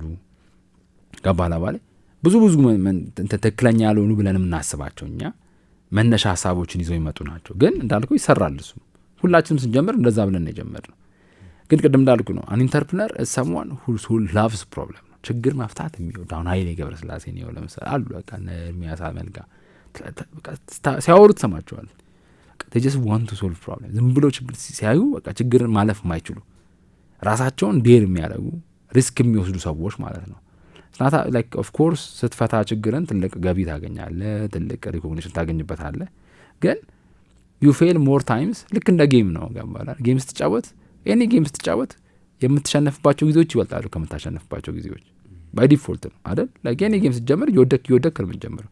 ከዛ ነው ማስተርም ብታረገው የምትሸነፍባቸው ጊዜዎች ከምታሸነፍባቸው ጊዜዎች ይበልጣሉ። ኢንተርፕረነርሺፕም እንደዛ ነው። ብዙ ጊዜ ትወርቃለህ ከምታልፍበት ማለት ግን የምትፈልገው አንድ ዊንህን ነው የምትፈልገው። ችግሩን 50 ልክ ኤዲሰን እንዳለው ነውና 1000 ጊዜ አልወደኩም 1000 ጊዜ እንዴት እንደማይሰራ አወኩኝ አይነት እንደሚለው ማለት ነው። ሶ ከችግር ጋር የምትኖር ሰው ነው የምትሆነው። ከችግርን የምትላመድ ሰው ከዛ ችግሮቹን ከፈታው በኋላ ልክ ስትፈታው ስታስተላልፈውና ሰው ተቀጥረበታለህ፣ ቲም ታዘጋጅበትና ማለት ተቋም ታደርገውና ደግሞ ወደሚቀጥለው ትሄዳለህ። so that's a true entrepreneurial mindset ብለን እኛ ብዙ ጊዜ የምናስቀምጠው አሁንም ወጣቶቻችን እንደዛ እንዲሉ። ምክንያቱም ኢትዮጵያ ስንኖር ሪያሊቲ the most realistic ኢትዮጵያ ብቻ ሰው ሆነ ስትፈጠር ደሞዝ አርቲፊሻል ነው። ኦርጋኒክ ራሱ አይደለም ናቹራልም አይደለም። የሆነ ተቀጥረህ የሆነ ሰው ደሞዝ እየከፈለህ መኖር ያ ሴፍቲ ኔቸር እንኳን እግዚአብሔር እንኳን አልሰጠህም። ያን ሴፍቲ መች እንደምትሞት አታውቁም። አንሄልዚ ሴፍቲ ነው። እውነታው ምንድን ነው? ነገሮች በየቀኑ ይቀያየራሉ። በየቀኑ አንድ ነገር አዲስ ነገር ይፈጠራል። ነገ ምን የት እንደምትደርስ አታውቅም። አንሰርቴኒቲ አለ ነው። በአንሰርቴኒቲ ውስጥ መኖር የምትችል ሰው መሆን አለብህ ነው። አሁን ደግሞ ጊዜውን እያየሁ ነው ምን ያህል አንሰርቴኒ የሆነ ኤአይ በዚህ ጋር ይመጣ፣ በዚህ ጋር ጦርነቶች አሉና አሁን እንደ ኢንተርፕረነር ማይንድ ሴት የሚያስፈልግ ምንም ሌላ አይነት ማይንድ ሴት የለንም እንደ ማህበረሰብም ማለት። ለዛ ነው አሁን ብዙ ጊዜያችን የምናጠፋው። ኢንተርፕረነር መሆን ማለት ቢዝነስ መጀመር አይደለም። ቤተሰብህን ራሱ በትክክል ማስተዳደር ትችላለህ። ነገ የሆነ ችግር ቢመጣ ራስን አዳፕት አድርገህ መቀጠል ትችላለህ፣ ማስቀጠል ትችላለህ። ለተቀጣሪዎች አሁን ኤአይ መጥቶ በሙሉ ዋይት ኮላርን ያጠፋል እየተባለ ነው። በቃ የሊቃን ስራን ይወስዳል እየተባለ በሚወራበት ጊዜ ኢፍ ዩ ዶንት ሃቭ አን ኢንተርፕረነር ማይንድ ሴት በችግር ፈቺ እይታ ማየት ማትችል ከሆነ ዓለምን በጣም አስጊ ነው የሚሆነው ፊውቸሩ ማለት። ስለዚህ ለዛ ነው አሁን ብዙ ፑሽ የምናደርገው፣ ብዙ ምንገፋው፣ ብዙ ምንሰራለን። በጣም ጥሩ ነው። እንግዲህ ቶፒኩ ሰፊ ነው፣ ሌላ ጊዜ እንመለስበታለን። ግን እንደው የሚሰሙን ስታርታፕ ጀማሪዎች ካሉ ያው ብዙ ጊዜ አንተ ከብዙ ስታርታፖች ጋር ከወጣቶቹም ከሌሎቹም ጋር ቀጥታ ስለምትገናኝ ነው፣ ብዙ ትሬኒንጎችም ስለምትሰጥ ነው። እና እንደው ለስታርታፖች ምን እድሎች አሉ? እንደው ጭልምልም እንዳናረገው ደግሞ ኖ ባይ ዘ ዌይ እንዳልኩ ነው፣ ቅድም እኮ እንዳልኩ ነው። ኢንተርፕረነር አሁን ዘ ቤስት ታይም ነው ቱ ቢ አን ኢንተርፕረነር። ብዙ አሁን እያየው ነው፣ ከተማዋ የተለወጠች ነው። ለምሳሌ ብዙ ስራ መስራት ትችላለህ ማለት ነው። ኢቨን አሁን መንግስታችን ራሱ ብሎ ኢንተርፕረነር ገቨርንመንት ነኝ እያለ ነው ራሱን እየጠራ ያለው። ሚኒንግ በጣም አዳፕት ማድረግ፣ በጣም ፌለርን ሲኪ ያደረግኩኝ እየወደቅኩ የተነሳው ምማር መንግስት ነኝ ነው እያለ ያለው። ፕራይቬት ሴክተሩ ላይ ግሎባል ኢንዱስትሪውንም ካየው ብዙ ለውጦች ያሉበት ነው። ለለውጥ ዝግጁ መሆን አለብን እና ብዙ ኦፖርቹኒቲዎች አሉ። ለምሳሌ እኛ አድቫይዝ የምናደርገው ወጣቶችን ዩዥዋሊ መጀመሪያ የሆነ ዝም ብለህ ዘለ ያለ ፓራሹት እንድትፈጠፈጥ አይደለም ሀሳቤ። ስለዚህ አሁን በሙሉ ይሄን የሚሰማ ሰው ወንድ ተነስቶ ወንዳታ ብሎ ነገ ገብቶ ለቅቅ ያለው እንዲል አይደለም። ግን መጀመሪያ የምናስተምረው ኮንፈርት አንልመድ ነው። የሆነ ስራ ካገኘ የሆነ አለ ውስጥ እኮ የሆነ መንገድ ላይ ስትሄድ የምታየው የሚረብሽ ነገር አለ። ሜይ ቢ ረዥም ሰልፍ ታይ ትችላለህ፣ ወይ ቤት ገብተህ ደስ የማይልህ ነገር ሊኖር ይችላል። እሱን ከሱ ጀምር ነው፣ ከራስ ጀምር። አንድ ወረቀት አውጣና ምን ችግሮች ናቸው ዙሪያ የማያቸው ብለህ ጻፋቸው። ሁሉም ችግር ደግሞ መፍታት አይጠበቅብህም። ሁላችን አንተ ከፈተው ሁሉንም እኔ ምን ልፍታ አይደል? ስለዚህ ተጽፋቸውና ከዛ ነው በዛኛው በኩል ደግሞ እግዚአብሔር የሰጠህ መክሊት አለ። አንተ የሆነ ምላስ አለ ለምሳሌ ገባለሁ አለ ሜቢ እኔ ደግሞ የሆነ ቴክኒካል ስኪል ነው ሁላችንም ይሆናል። ከዛ በአንደኛው ወረቀት ደግሞ ምን ትጽፋለህ? ምንድን ያለኝ ትልና ከነዚህ ችግሮች የትኛውም ብፈታው ያዋጣኛል ብለህ ታያለህ። ደስ ይለኛልም ብለህ ከራስህ ጋርም ታየዋለህ። ከዛ ምን ታደርጋለህ? አንድ ብለህ ትጀምራለህ። መጀመሪያ እኛም እንደጀመርነው ነው። ሜቢ ቅዳሜና እሁድ ብቻ ይሆናል ለመፍታት የምትሞክረው። ሰዎች ታገኝበታለህ ምናምን። ህይወት ነው ራሱ ገባለህ ባለ አሁን 9 to 5 ገብተህ ከዛ ቤትም ገብተህ ፊልምና የተመተኛት ሰውነት ነው ከተባለ ትንሽ ከበድ ይላል። ህይወት ነው ራሱ ገባለህ። እነዛን ችግሮች ትሞክራለህ። ሰዎቹ ባለ ችግሮቹ ጋር ሄደህ የሆነ ነገር ታደርግላቸዋለህ። ይሄን ሞክሩ ትላቸዋለህ። አይ ጥሩ አይደለም ይላሉ። ትወስዳለህ፣ እሱን ታስተካክላለህ፣ ታመጣዋለህ። ከዛ የሆነ ታይም ላይ ሰዎቹ የወደዱት ይመጣል። ያን ነገር ያስተካክልኩ አንተም የተማርክበት ጥሩ እየሆንክ ትመጣለህ። ጥሩ እየሆንክ ስትመጣ ሰዎቹ ምን እናርግልህ ይላሉ። እንክፈል ወይ የሆነ ነገር እናርግ በሪሶርስ በኢንካይንድ ምናምን ይለዋል። ያን ትወስድና ደግሞ ታሰፋዋለህ። ከዛ ቅዳሜ ብቻ መሰራት ነው፣ እሁድ ትጨምራለህ። ወደ ብቻ መራባት ሜቢ በመስሪያ ቤት አሁን እኮ ስታርታፕ አክቱ ላይ ምን ተፈቅዷል መሰለህ? መንግስት መስሪያ ቤት የሚሰራ ሰው የስታርታፕ አይዲያ ካለው ደሞዙ እየተከፈለው ለአንድ አመት እንደ ሳባቲካል ስታርታፕ ላይ እንዲሰራ የሚል አለ የተቀመጠ ክሎስ። ይህም ማለት ነው ደሞዝተኛ ሆኖ ከሚቀመጠ ያ ሰው አንድ ሰው የሆነ መንግስትን ሪሶርስ ፍና አድርጎ ከሚያስቀምጠው ወጥቶ የሆነ ችግር ቢፈታና 5-6 ሰዎች ማንቀሳቀስ ቢጀምር ለመንግስት ጠቀመዋል፣ ለራሱ ጠቀማል። ሶ ኢትስ ናት ግሉሚ ባይ ዘ ዌይ ኢትስ ዘ ቤስት ቲንግ። ሶ አሁንም ምን አይነት ብዙ ኦፖርቹኒቲዎች አሉት። ግን ይሄን የሚጀምረው ኦፖርቹኒቲው ዙሪያ ካለው ነው። የእናትን የአባትን የእህቶችን የወንድሞችን ችግር ፍታ፣ ዙሪያ ያለው የጓደኞችን ችግር ፍታ። ከዛ ስፈታ ታዋለህ፣ እሱ ይወልዳል። ልክ እኛ እንላለን ችግር ማለት እንደ ሜዱሳ ጭንቅላት ሜዱሳ ምትባል እንትናለች ጋደስ አለች፣ ወይም እንደ ሃይድራ ነው። አንዱ ስቆርጠው 10 ያብባል። ችግር አልኩ የድሃ እኮ ችግር አንድ ነው፣ በልቶ ማደር ነው። ብዙ ችግር ያለበት ሀብታም ነው። ለችግር አንዱን ስፈታው 2 ይወልዳል። ከዛ ጋር ግን እድገት አለ ውስጡ ማለት ነው። ስለዚህ የሆነ ሰው ችግር ስፈታለት አሁን ደግሞ ይሄን ፍታልኝ ይልሃል። ስለዚህ ላይፍ ስታይል ነው። ስለዚህ አሁን የምንመክረው ዙሪያቸው ያሉትን ችግሮችን በማየት ችግሮችን ውደዱ። የሆነ ችግርን መውደድ፣ ችግርን ለመፍታት ዝግጁ ሆኑ መውጣት። ከዛ የሚጀምር ሁሉም እኛ ልኩ የጀመርናት እንደ ቀልድ ነው። በቃ ሰዎችን እናስቅ ብለን የጀመርነው 10 ዓመት ካምፓኒ ቆመን ከዛ ቢዝነሶችን ደግሞ እንታደጋቸው ብለን ጀመርን። 5 ዓመት ሆነው ሁሉም ሰው መስራት የሚችለው ነገር ነው። እኛን ደግሞ ሶሻል ሚዲያን ፋሎ ማድረግ እንችላሉ፣ መጥተው ሊያናግሩን ይችላሉ። ከዚህ በላይ ሀሳብ ካላቸው ራሱ በጣም ጥሩ ነው። እንግዲህ ሰዓት እየገደበን ስለሆነ 1 ደቂቃ ዳጊ፣ ለምሳሌ ቅድም ብዙ ስታርታፖች ያገኙሃል ብያለሁ እና ከ11 ዓመት ላይም በላይም በስታርታፕ ቆይተሃል። ከኢትዮጵያም ወጥተህ በተለያዩ ሀገራት ላይም ልምዶች አሉ። ከዛ ውጭ ብዙ ቦታዎች ላይ ትሬኒንጎች ይሰጣል። የመጨረሻ እናንተ ምንድን ነው የምትሰሩት? ስታርታፖችስ ምን ከእናንተ ማግኘት ይችላሉ? ኦኬ ኢትዮጵያ ውስጥ ስታርታፕ ላይ ብዙ ነገሮች ይደረጋሉ። ለምሳሌ ኢንኩቤሽን ሴንተሮች አሉ። አሁን እኛ ራሱ አብረን የምንሰራባቸው አይሳዴስ፣ ክሬቲቭ ሀብ፣ አበሻ ክሬቲቭ ና ስታርታፖች ጎተ፣ እነዚህ ፓርትነሮቻችን ናቸው። እነዚህ ኢንኩቤሽን ሀቦች ታያለ። ብዙ ኢንኩቤሽን ሀቦች አሉ። አሁን እንደ መንግስት ራሱ ኢዲያ የሚባል ትልቅ ኢንተርፕረነርሺፕ ላይ የሚሰራ ኢንተርፕረነር ዴቨሎፕመንት ኢንስቲትዩት የሚባል ትላልቅ ተቋማቶች አሉ። እነዚህ ኢንኩቤት ያደርጋሉ። ስለዚህ አንተ ሀሳብ ካለ ለምሳሌ ስታርታፕ ሀሳብ እነዚህ ቦታዎች ሄደ ስታርታፕህን ያዋልዱሃል። ሰማሁ እዛው ኢንኩቤት አድርገውልህ ባሏቸው ፕሮግራሞች ያደረገው። እኛ ዌር ቬንቸር ስቱዲዮ ማኔጅመንት ኮንሰልታንሲ ነን። ማኔጅመንት ኮንሰልታንሲ ዊንጋችን ምንድነው የሚሰራው? ንግድ ካለህ ለምሳሌ አንተ እና ንግድህ ብዙ ጊዜ ኢትዮጵያ ውስጥ ንግድ ስትጀምር በግለሰብ ተጀምረውና ወደ ኮርፖሬት ማድረግ አለበት፣ ወደ ተቋማዊ መሆን አለበት። ብዙ ነጋዴ የሚቸገረው በግል የሚያስተዳድረውን ድርጅት ወደ ተቋማዊ ለመለወጥ ይቸገራል።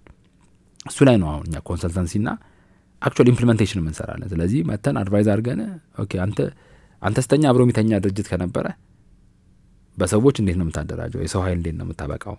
ከዛ ስርዓቶች እንዴት ትዘረጋለህ ለድርጅት? ከዛስ ምን አይነት ፕሮዳክት ላይ እንዴት ብታስተካክለው ፕሮፊትን ማሳደግ ትችላለህ የሚለውን ይህንን ኦልሬዲ ሚዲየም ቢዝነስ ላይ ያላቸው እና ለኮርፖሬት ተቋማቶች አድቫይዘሪ ሰርቪሶች እንሰራለን። የኢምፕሊሜንቴሽን እና የኢንቱ ኢንድ እና ተርኒክ ሶሉሽን እንላለን። ኢምፕሊሜንቲንግ ፓርትነር ሆነን አክት እናደርጋለን። ለትናንሽ ስታርታፖች ደግሞ ዊ ሃቭ ቬንቸር ስቱዲዮ ነን። ቬንቸር ስቱዲዮ ነው ማለት ሀሳብን ታመጣዋለህ። ሀሳብን ካመጣው በኋላ ዊ ኮች ዩ ኮች አለ። ስታርታፕ ጋራጅ የሚባል ካምፓኒ አለን። ኮች እናደርግሃለን፣ ሜንቶር እናደርግሃለን። ስትጀምር መጀመሪያ አንተ ለኢንተርፕረነርሺፕ ኢንተርፕረነር መሆን ትችላለህ የሚለውን ጥያቄ መጀመሪያ እንጠይቃለን። አትሆንም ከሆንክ እነግርሃለን እንደማትሆን፣ ከዛ ግን መቀየር እንደምትችል እነግርሃለን። ከዛ በኋላ ግን ከሆንክ ደግሞ ቢዝነስን እናግዝልሃለን። ከዛ ደግሞ ኢኮሲስተም ውስጥ ስትገባ ምን አይነት ፖዚሽኒንግ ያስፈልጋል የሚለውን አድቫይዝ እናደርጋለን ማለት ነው። ሶ ዚስ ኢዝ ዋት ዊ ዱ አክቹዋሊ። በጣም ጥሩ ነው። እንግዲህ ሰዓታችን ስላለቀ በዚሁ ተሰነባበትን። የአራዳ ኤፍ ኤም 95.1 ቀሪ ፕሮግራሞች አብሯችሁ ይዘልቃሉ። ዛሬ በእንግድነት አብሮን የቆየው ዳግማዊ በድሉ ነበረ። በሌላ ጊዜ እንመለሳለን። መልካም ማክሰኞ።